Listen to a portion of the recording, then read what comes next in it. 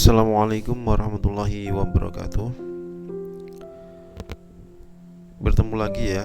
Pada kesempatan kali ini kita akan mempelajari pembelajaran kimia yaitu kelas 10 KD 4 mengenai sistem periodik unsur. Pasti masih ingat kan, unsur-unsur itu ditata sedemikian rupa sehingga mudah untuk dipelajari. Nah, itulah yang disebut sebagai sistem periodik unsur.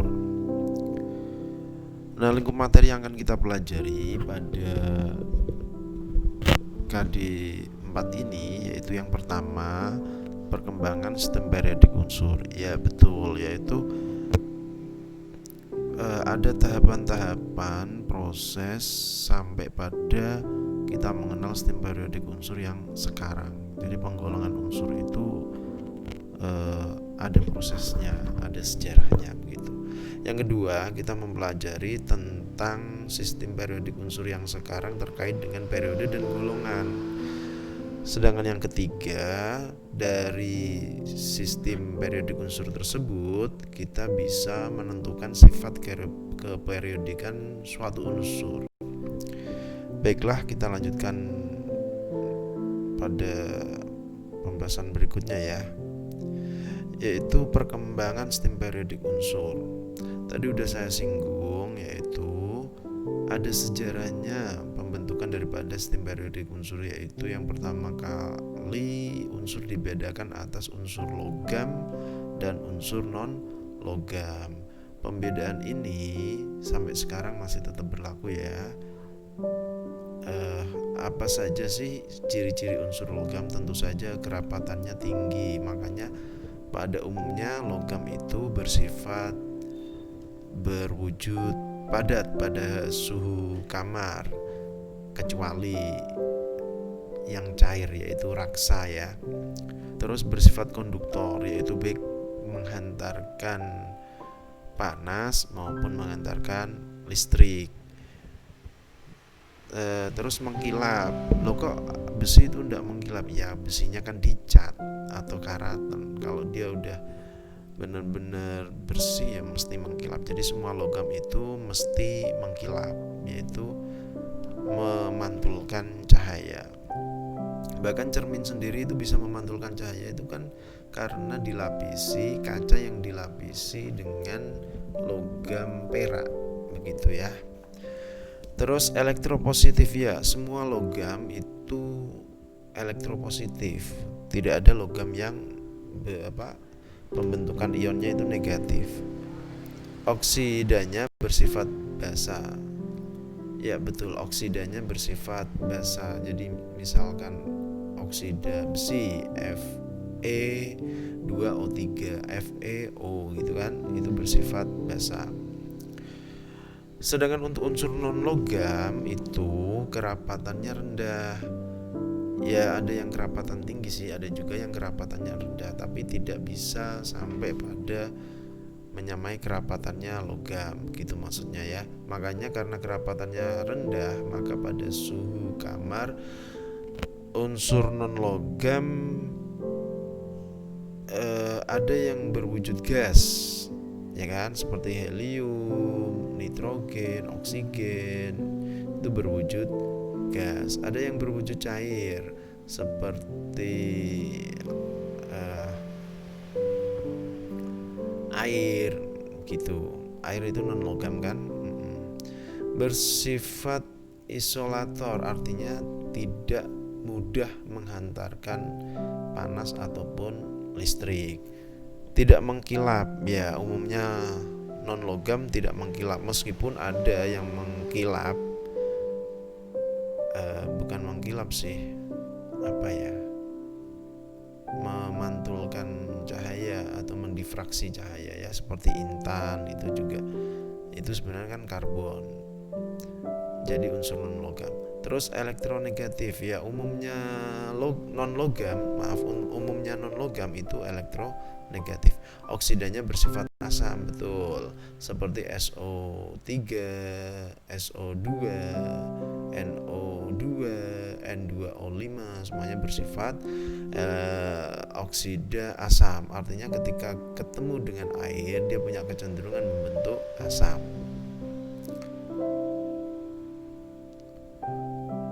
Kita masuk pada perkembangan sistem periodik berikutnya ya, yaitu pembagian sistem periodik berdasarkan triad de Brenner. Mengelompokkan unsur berdasarkan kesamaan sifat. Masing-masing kelompok terdiri atas 3 unsur yang disebut triad. Dalam satu triad, massa atom yang terletak di tengah merupakan harga rata-rata massa atom pertama dan kedua. Begitu. Nah, contoh sistem penyusunannya seperti ini ya. Memang ini sistem penyusunan lama begitu, makanya ada beberapa kekurangan yang harus ditambal pada sistem penyusunan berikutnya, yaitu pada sistem penyusunan berikutnya yaitu berlaku hukum Octav-Nolan, yaitu jika unsur-unsur disusun berdasarkan kenaikan massa atom, maka sifat unsur tersebut akan berulang setelah unsur ke-8. Jadi disusunnya seperti pada tabel berikut ya.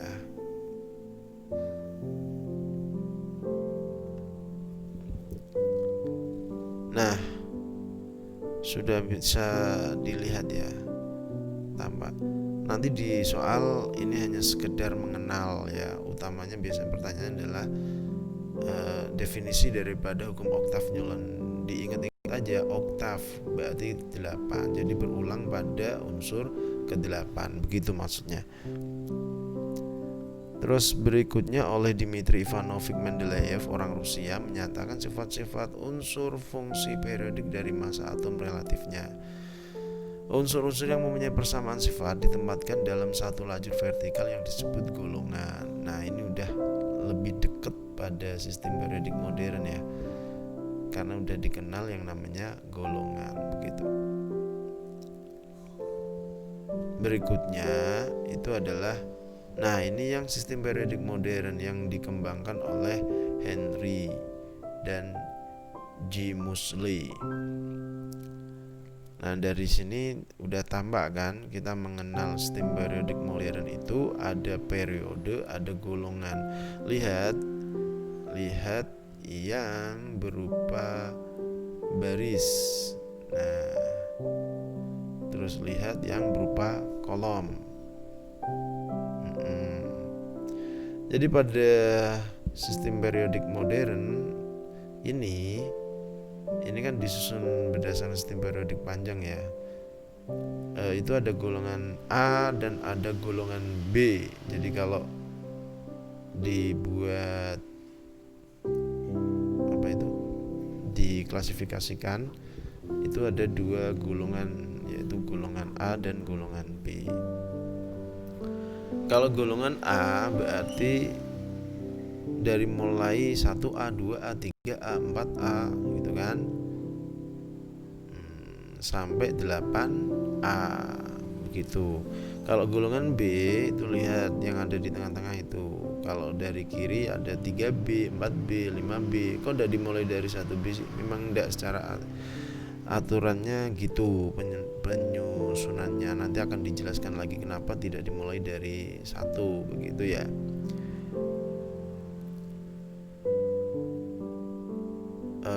Berikutnya pada sistem periodik modern juga dikenal periode. Periode 1 itu menunjukkan dia punya kulit 1, atom tersebut maksudnya.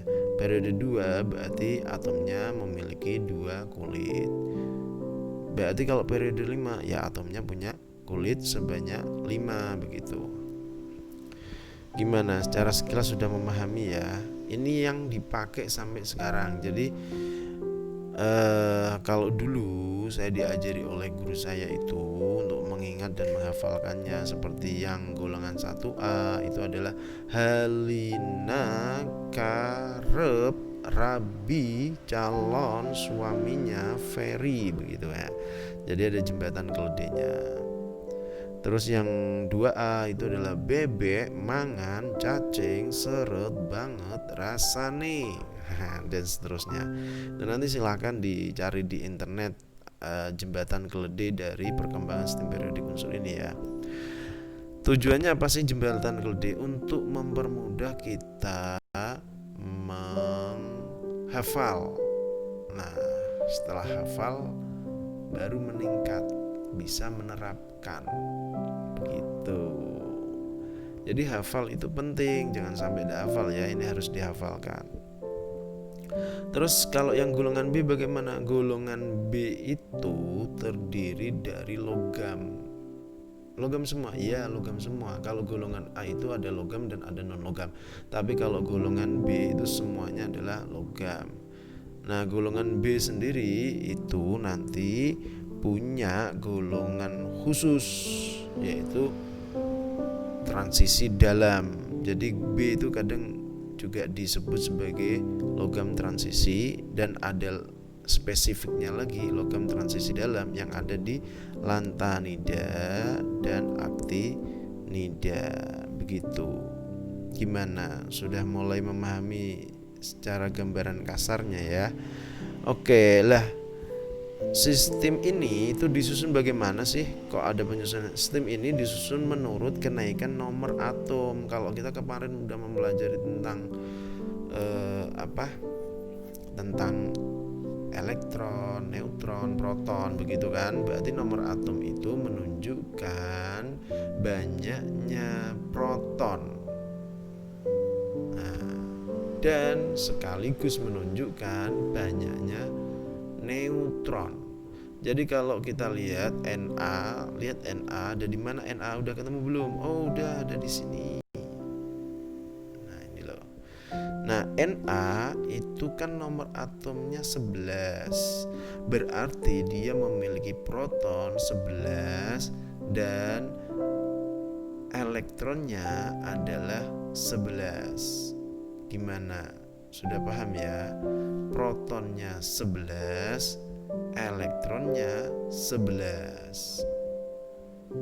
Oke, kalau udah paham, mau lagi? Oke, kalau mau lagi kita cek lagi. Misalkan yang ada di tengah nih golongan B, saya pengen Cu. Oke, Cu ada di mana? Nah, itu di nomor 29.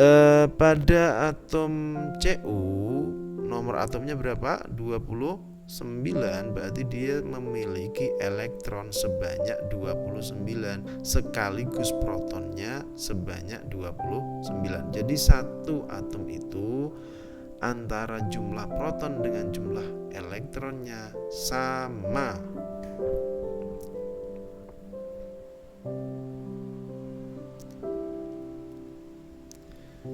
Oke, ini kita lihat dari simbol ya. Jadi penyusunan tersebut kan kalau ditulis nama langsungnya kan agak enggak enak ya kan. Maka di kimia itu ada penyimbolan berdasarkan huruf, seperti Ga gallium itu terdiri dari disimbolkan Ga gitu kan. Kok Ga kok enggak G saja? G berarti sudah dipakai. Jadi caranya gini, awalnya kalau belum ada yang pakai itu pakai huruf, misal gini, nitrogen ya, nitrogen disimbolkan dengan N, begitu. Nanti ada lagi natrium. Nah, karena N sudah dipakai nitrogen, maka natrium disimbolkan dengan Na. Jadi huruf awal diikuti huruf kedua. Penulisannya huruf awalnya besar, huruf ikutannya kecil. Begitu caranya. Oke. Oh ya, kita melihat yang samping ya. Fosforus itu dalam kontekstualnya itu biasa digunakan untuk korek api, baik pentol korek apinya maupun yang digunakan untuk menggesek korek api, itu semuanya terdiri dari unsur fosfor merah. Nah, kalau aluminium, ingat kan, aluminium itu digunakan biasanya untuk memanggang dan sebagainya. Itu kertas aluminium, tahu ya. Sekarang ini juga banyak digunakan untuk display ya, lemari display itu ya. Oke, udah kenal ya sekarang ya. Kita lanjut berikutnya ya. Oke. Periode dan golongan.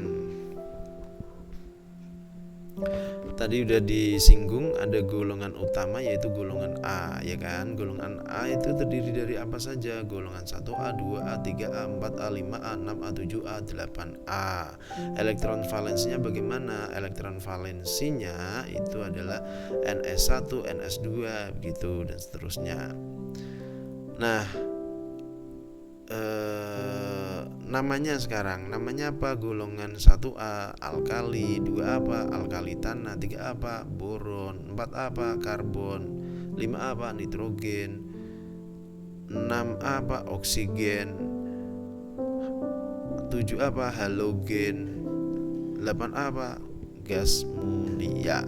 Nah, penamaan ini terkadang menggunakan nama unsur yang paling atas, seperti golongan 3A itu unsur yang paling atasnya itu menempati di urutan teratasnya itu kan boron, ya kan? Maka dikasih nama golongan boron, begitu. Berikutnya yaitu golongan transisi. Golongan transisi itu juga ada sampai 8B. Kok katanya tadi dimulai dari 3? Iya 3. Yang 1B dan 2B itu ada di sebelah paling kanan untuk B. Oke. Enggak. Oke, kita kembali lagi yuk. Nah, ada di mana dia? Ini kan dimulai dari 3B. Nah, ya kan? Nah, terus sampai sinilah ada golongan 1B dan 2B. Begitu. Jadi tetap ilmu kimia itu bertingkat ya untuk mengenal kimia. Makanya materi yang kemarin udah dipelajari tentang struktur atom, konfigurasi elektron itu tetap harus dipegang. Makanya ketika tak klik ke sini ya, cedik gini. Nah, ini isinya juga di konfigurasi juga. Maksudnya elektron valensi itu elektron yang terletak pada kulit terluar. Untuk golongan 1A, kulit terluarnya kan isinya 1, makanya dia berada di sub kulit es. Begitu. Isinya berapa? Ya 1 lah, namanya juga 1A. Nah, ini dia 1. Kalau 2A ya S-nya ada 2. Nah, kalau 3A ya S kan maksimal berisi 2, maka masuklah dia di P yang 1 kan ada 3, 2 tambah 1 berapa? 3 dan seterusnya. Jadi ini konfigurasi elektron valensi itu dipelajari lagi sesuaikan dengan konfigurasi dan bilangan kuantum yang udah dipelajari kemarin, konfigurasi elektron. Oke, saya lanjut lagi ya. Bagaimana dengan golongan B tadi? 1B itu kan ada di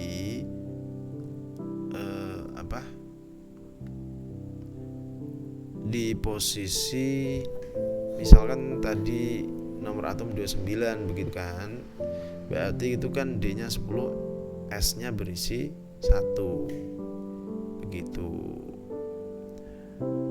Lupa? Oke, coba yuk kita cek ya. Misalkan kita ambil Cu ya, Cu29 nomor atomnya, berarti konfigurasinya Cu itu adalah saya pakai ini AR18.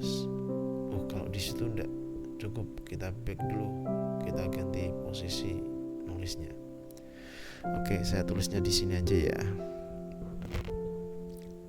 29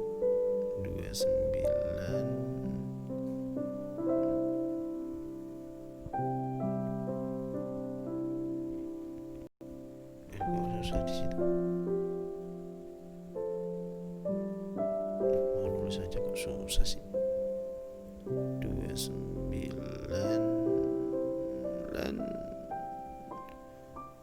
C.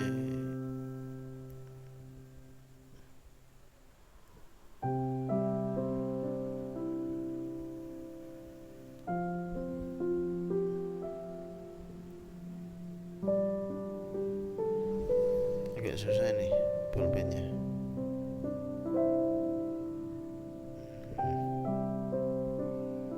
Yaudah yuk 29Cu. Itu malah sampai sini lagi.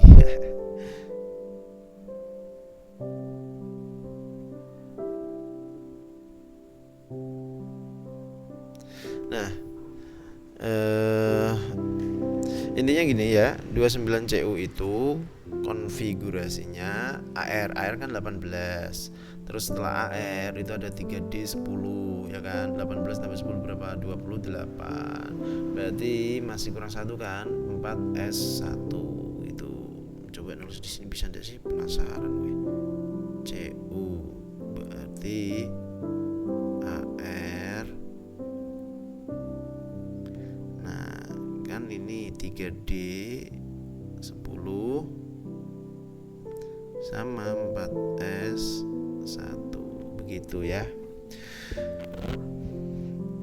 Nah, itu yang saya maksud dengan N-1 D 10 N S pangkat berisi 1 elektron, itu 1B. Ini trap dengan yang ada di sini begitu ya. N-1 berarti kan kalau N-nya 4 berarti N-1 berapa? 3 kan? 3 D isinya berapa? 10. N-nya isinya berapa? 4. Nah kan gitu. S-nya berisi 1. Berarti 1 tambah 10 berapa? 11. Makanya untuk golongan 1B itu jika jumlah D ditambah dengan S itu sama dengan 11. Itu udah dibahas pada konfigurasi elektron di KD3 pada materi sebelumnya. Jadi silakan untuk dipelajari kembali. Sifat keperedukan unsur. Oke.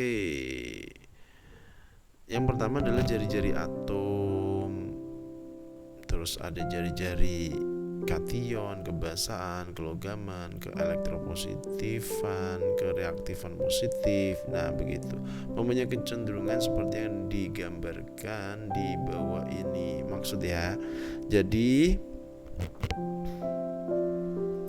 dari atas ke bawah itu semakin besar. Jari-jari atomnya semakin besar. Kenapa bisa semakin besar? Karena periodenya kan bertambah. Jadi jumlah kulitnya kan bertambah. Kalau jumlah kulitnya bertambah berarti dia semakin besar gitu jari-jari atomnya. Terus dari kiri ke kanan jari atom semakin kecil. Kok bisa? Karena gaya tarik inti terhadap elektron terluar semakin kuat. Kok bisa semakin kuat? Karena jumlah elektron pada elektron valensi kan jumlahnya semakin bertambah. Ya kan? Kok bisa semakin bertambah? Iya kan urutannya gitu. Natrium elektron valensi 1, magnesium elektron valensi berapa? 2, aluminium berapa? 3. Kan dari kiri ke kanan berarti pada kulit yang sama elektron valensinya semakin bertambah. Begitu. Nah, ini warna nyala ya. Untuk Li warna nyalanya apa? Yuk cek. Untuk Sr apa? Yuk. Untuk Na apa? Yuk. Nah, tahu warna kan? Jadi logam-logam pada golongan alkali itu kalau dibakar itu warna nyalanya beda-beda. Ini yang digunakan untuk bahan kembang api. Jadi kembang api itu kan ada warnanya merah, kadang ada yang warnanya kuning, kadang warnanya biru ya kan. Nah itu gara-gara menggunakan logam alkali maupun alkali tanah yang berbeda-beda disesuaikan dengan keinginan warnanya. Jadi kalau pengen warnanya kuning berarti perbanyaklah jumlah natrium yang ada di sana sehingga ketika menyala nanti warnanya adalah kuning. Berikutnya, sedangkan sifat unsur yang meliputi potensial ionisasi, afinitas elektron, keasaman, kenon-logaman, keelektronegatifan, kereaktifan negatif itu semakin ke bawah cenderung semakin kecil, semakin ke kanan cenderung semakin besar. Jadi kebalikan dari yang tadi ya. Untuk definisi potensial ionisasi apa sih? Nah nanti silakan dibaca lagi Potensial ionisasi itu apa? Yaitu suatu kemampuan atom untuk melepaskan satu elektron terluar membentuk ion. Begitu, oke? Kalau keasaman apa? Ya kecenderungan suatu unsur untuk membentuk asam. Jadi kalau dia non logam maka dia punya kecenderungan membentuk asam. Seperti tadi yang saya singgung di awal, kalau non logam berarti dia bereaksi dengan oksigen itu akan membentuk oksida asam. Tapi kalau logam bereaksi dengan oksigen dia akan membentuk oksida basa, begitu.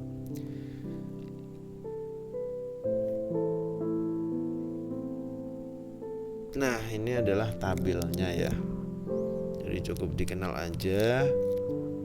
Nah, ini tabel dari energi ionisasinya ya. Dari kiri ke kanan itu kan semakin besar energi ionisasinya dari kiri ke kanan. Nah, ini loh energi ionisasinya atau potensial ionisasinya semakin besar dari kiri ke kanan. Artinya apa? Semakin besar kan kalau dia mau melepaskan satu elektron terluarnya kan semakin sulit. Ke kanan maksudnya semakin sulit. Dengan demikian kita bisa membandingkan. Ambil contoh aja yang paling kiri itu adalah natrium. Natrium itu dia berada di golongan 1A, maka dia cenderung atau butuh energi yang kecil untuk melepaskan elektron terluarnya. Tapi bandingkan dengan yang ada di sebelah kanan satu periode dengan natrium, yaitu argon 18 argon, kalau natrium itu 11. Nah, argon itu akan sangat-sangat besar sekali ketika dia harus melepaskan satu elektron terluarnya, butuh energi yang sangat-sangat besar sekali, begitu. Gimana, udah dipahami ya? Oke, natrium mana? Ini loh natrium, dia sangat, jadi kalau dia mau energi ionisasinya itu kalau mau melepas satu elektron terluar itu butuh energi yang tidak terlalu besar. Tapi coba kita cek di argon. Nah, argon posisinya ada di sini, besar ya. Gimana? Udah paham kan dari grafik ini? Oke, lanjut. Ini juga ada grafik lagi afinitas elektronnya, begitu ya. Kita lanjut lagi. Nah, kalau jari-jari atom bagaimana? Lihat nih. Energi ionisasi adalah energi yang diperlukan untuk mengeluarkan elektron valensi dari suatu atom atau ion dalam wujud gas. Ini tadi udah kita bahas. Afinitas elektron, nah dibaca sendiri ya. Ke elektron negatif, oke, baca sendiri. Saya kasih kesempatan. Saya hitung sampai 5. 1, 2, 3, 4, 5. Oke, udah paham.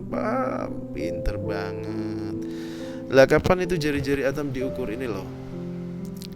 Jadi dari pusat atom ke kulit terluar. Nah, itu disebut sebagai jari-jari atom. Oke, demikian apa yang dapat kita pelajari bersama. Semoga bermanfaat. Apabila ada kekurangan, jangan sungkan-sungkan untuk memberikan saran dan kritik yang membangun. Dari saya, mohon maaf apabila ada kekurangan. Semoga video ini bermanfaat dan berikan kebermanfaatan lebih dari video ini dengan cara like and subscribe dan komen serta share di medsos kalian. Assalamualaikum warahmatullahi wabarakatuh.